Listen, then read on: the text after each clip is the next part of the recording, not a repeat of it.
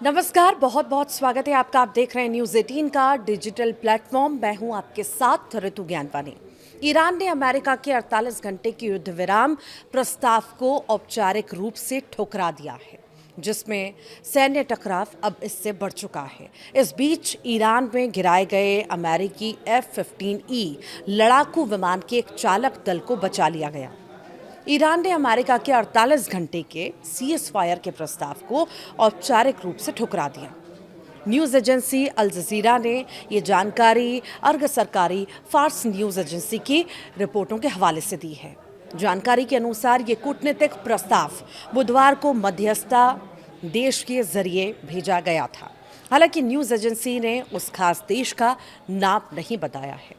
कूटनीतिक कोशिश नाकाम होते ही सैन्य टकराव शुरू हुआ है। इन कूटनीतिक कोशिशों की नाकामी के साथ ही सैन्य टकराव में भी तेजी से बढ़ोतरी देखी जा रही है।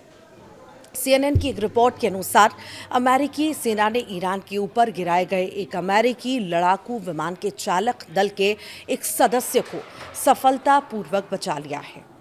बचाया गया व्यक्ति कथित तौर पर जीवित है और उसका इलाज चल रहा है। ईरान ने मार गिराया है अमेरिका का F-15। जी हाँ, लड़ाकू विमान मार गिराया है। एक अमेरिकी सूत्र द्वारा दी गई तकनीकी जानकारी से पुष्टि हुई है कि गिराया गया विमान F-15E स्ट्राइक ईगल लड़ाकू विमान था। ये खास मॉडल एक दोहरी भूमिका वाला विमान है, जिसे हवा से ज़मीन पर मार करने वाले दोनों तरह के मिशन पूरे करने के लिए डिज़ाइन किया गया है।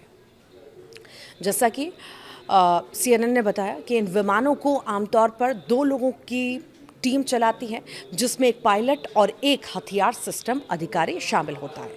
आपको बता दें कि सेना के अधिकारी स्थिति पर लगातार नज़र बनाए हुए हैं, जबकि बाकी बचे कर्मियों की खोज लगातार जारी है। और इन दावों को और पुख्ता करते हुए IRIB ने एक्स पर एक नक्शा साझा किया है और इस नक्शे में उस खास इलाके को घेरे से दिखाया गया था, जहां सुबह से ही दोनों अमेरिकी पायलटों की खोज की जा रही थी।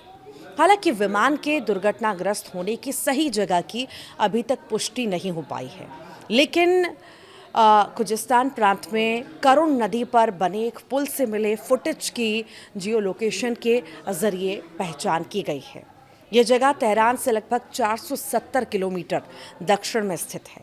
इस फुटेज में कम ऊंचाई पर उड़ते हुए विमान और हेलीकॉप्टर एक ऐसी बनावट में दिखाई दे रहे हैं जो आमतौर पर हवा में ही ईंधन